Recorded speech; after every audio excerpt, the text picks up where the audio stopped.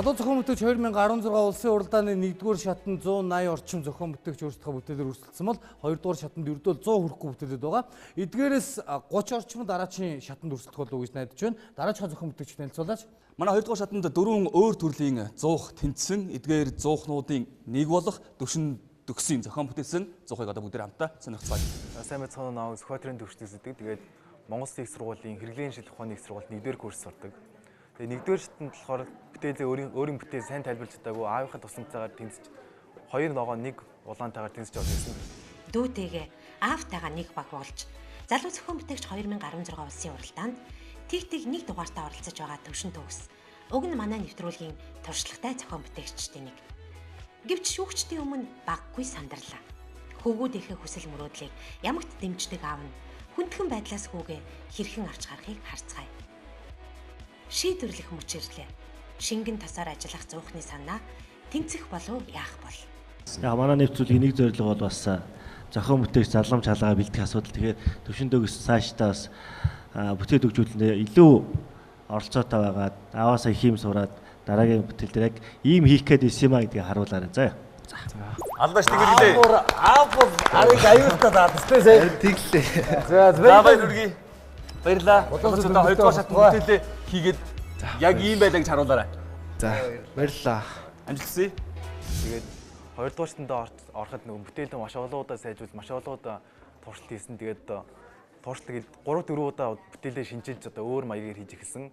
Тэгээд одоо 2-р шатанд орохоос 7 хоногийн өмнө өөрийн бүтээл яг сэтгэлд нийцэхээс болгож сайжруулж чадсан байгаа.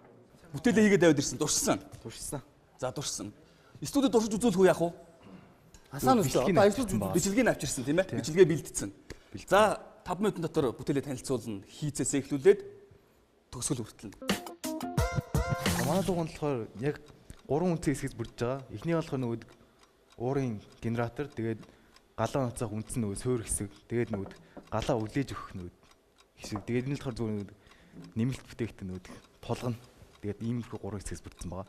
Тэгээд одоо энэ талтаа нөгөө өөрийнхөө нөгөө шингэн түвшээ асааж өгөө. Дээрээс нь тэгээд бүрэн астынхаа дараа нөгөө нэг генератортаа усаа хайсныхаа дараа усаа ингэж хийгээд тэгээд генератор одоо 3-4 минутаар бүр ажиллах эхлэе. Тэгээд үндсэн ажиллагаанд орох байгаа. Тэгээд бичлэг нь авчирсан байгаа. Бичлэгийг үзүүлж байна. За тэгээ бичлэгийг бүгдээрээ сонирхцгоё. Бичлэг сонирхож байгаа хооронд Болдоотор багш бүтээлээ танилцъя. За бүгдээрээ дэлгэцэнд анхаарлаа хандуулцгаая. Дэлгэцэнд бичлэг сэргэлээ.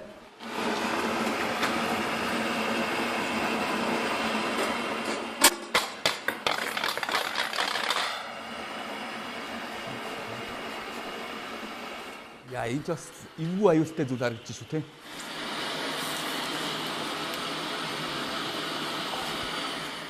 Одоо энэ л бүрэн асч эхлэегүй зүгээр дөнгөж нөгөө асаагаа дээрээс нь тавьсан байгаа.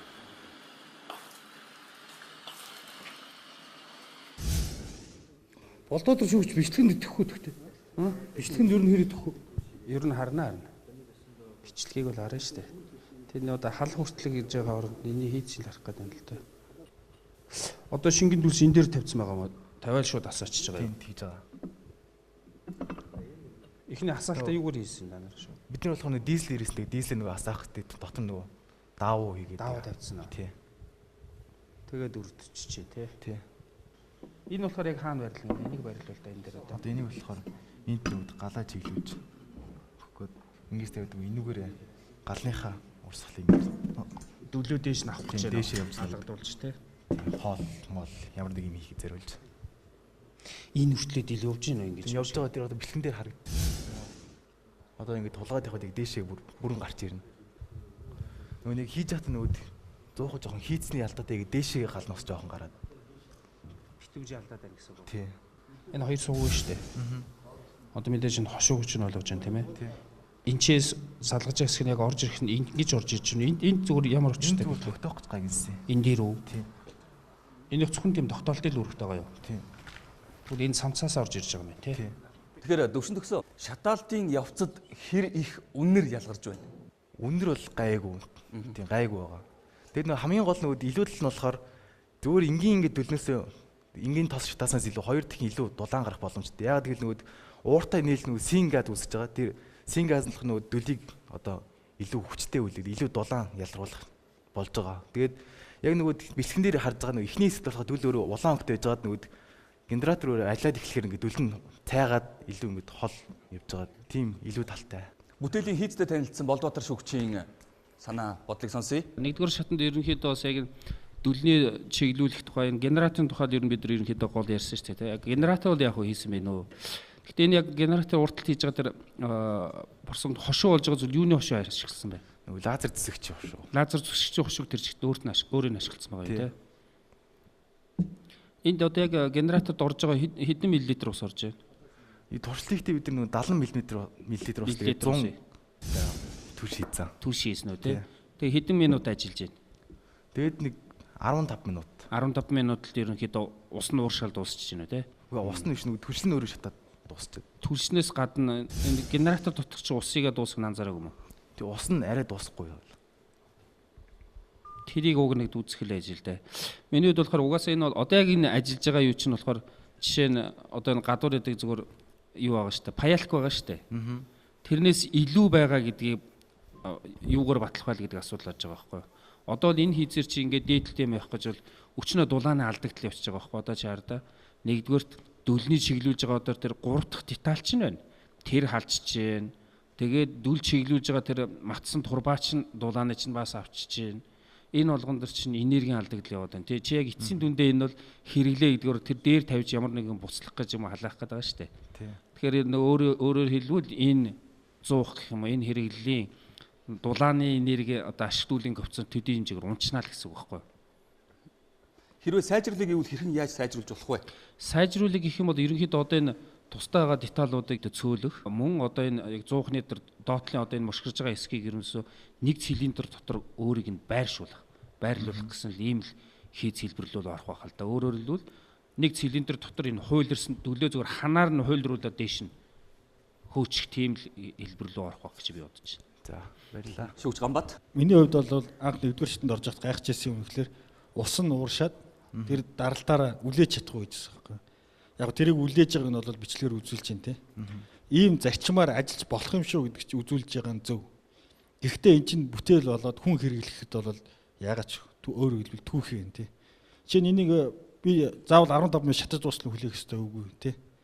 Энийг 7 минут 5 минутын халтанд зориулна. Тэрнээс хойш үлдсэн 10 минутанд юм аа хин те. Гэтэл унтраах юм бол яах ёстой. Унтраах механизм байхгүй гоос те. А тэгвэл миний юм нөгөө 15 минутанд амжиж халахгүй бол яах. Буцлахгүй бол яах те. Дахиад аваад цэнэглэх юм. Дахиад цэнэглэн ихлээр яах ёстой вэ? Аваад цэнэглэн халуун байгаа дахиад хийн цэнэглэн те. А зүгээр ингэж ажиллаж болно. Усаар ингэж төрөгж үзүүлнэ те. Усаар халаагаад гарч байгаа даралтаар нь үлээлгэж ин болж байна те. Энд чинь бол яах вэ гэхээр зарчим нь бол болж байна. Гэхдээ энийг цаашаа бүтээгдэхүүн болгож гаргахад хүн хэрэглэх хэмжээнд очтол бол болоог нэ. Дөрөв сонссон бах те. Ашигтуулын коэффициентгүй 100 гэдгийг ярьж санаж байна. Ашигтуулын коэффициент гэдэг чинь чухал шүү дээ те. Энергийг бол үржүүлэхгүй зүгээр ашигтуулын коэффициентийг дээшлүүлж болно шүү дээ. Шүүгч Гамтулга. Миний бодлоор бол энэ дээр хоёр зүйл ямарчсан байгаа юм байна. Хоёр аюултай зүйл. Нэг нь бол ил гал байна. Нөгөөх нь жижигхэн бортгол бол бас уураар гэдэг даралтад хийнтэй хоримтлагдсан тийм энерги юм бас. Тэгэхээр эднээс маань өөрөө даралтыг бас хавхлагтай байх хэрэгтэй. Тодорхой ямар даралтын хэмжээнд үйл аюулгүй байх юм. Тэрнээс илүү даралт хоримтлагдсан нөхд тэр илүүдлийг гаргадаг.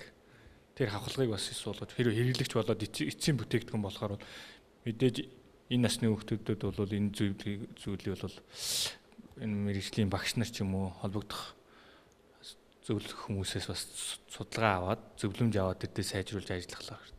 Яг тэр хэрэглэгчд очих юм бол нөгөө аюулгүй эрсдэлгүй байх хэрэгтэй. Тэгээд энэ маань өөр ингээд гараж ч юм уу тодорхой байр савыг халаах, дулаах тийм зорилтоор ашиглагддаг учраас нөгөө орчиндөө бас аюул эрсдэл учруулахгүй байх хэрэгтэй. Миний санснаар бол та нарт нэгдүгээр шатанда болох тэр зөөврийн авж явахуд хэрэглээ ирхэн байна гэдгсэн. Тэгээд одоо сая энэ хөндлөгийн жүжигчнэр бас дутагдaltaй талуудыг хэлэх шиг боллоо тий. Яаж унтраах уу, үгүй бол яаж тосоо нэмэх үү, яаж усаа нэмэх үү гэсэн юм. Яг зүгээр ганцхан одоо яадгийн та нар YouTube дээр бичлэгүүд үзсэн баг тий. Тэн дээр ямар бичлэгүүд байна гэхээр голцоо юунд ашиглаж байгаа шүү дээ. Хөнгөн цагаан юм уу одоо жишээлбэл бага температур тарих металлуудыг хайлуулах хэрэглээнд ашиглаж байгаа шүү дээ. Тэгэхээр сайн тэднийгээ бодоод тос нэмэх бол аргууд бол байна. Яг энэ дээр бол нэмж байгаа. За усын бол нэг дээр бол жоохон өндөрлөлтэй л байна. Гэхдээ ямар ч байсан нэгдүгээр шатн дээр бол ийм байснаа ингээ хийгээд харуулаад ирнэ гэдэг бол зөв байна. Гэхдээ би энэ дээрээс бол яг хийцийн хувьд бол нөгөө энэ одоо жишээлбэл интернетээр байгаа бичлэгүүд болон өөр хийзүүдээс ганц давуу тал нь яг тэр тулгыг ингээ тойруулж асгачаа тэр хэсэг л ялгаатай байх шиг байна. Бусдууд нь бол яг ерөнхийдөө бол ижлэх юм байна. Тэгэхээр одоо яг хэрэглээнд ашиглахад яаж унтраах вэ, яаж саах вэ, яаж өдөөх вэ гэдгүүдэл сайн боловсрон болгосон дээр. За шүүгчид залуучуудын бүтээл маань 3 дугаар шатанд оролцох хэсгийг 2 дугаар шатанда тэнцэж байгаа үгүйг гэрлээрээ тодорхойлж өгөөч. Бүтээл бол хөгжөөд явах нь ойлгомжтой. Залуучуудаа бүтээлээ хөгжүүлэх нь шүү. Аюултай юм хийж болохгүй шүү. Аюул байлгаа номер 1 дүрм. За амжилт хүсье. За баярлалаа.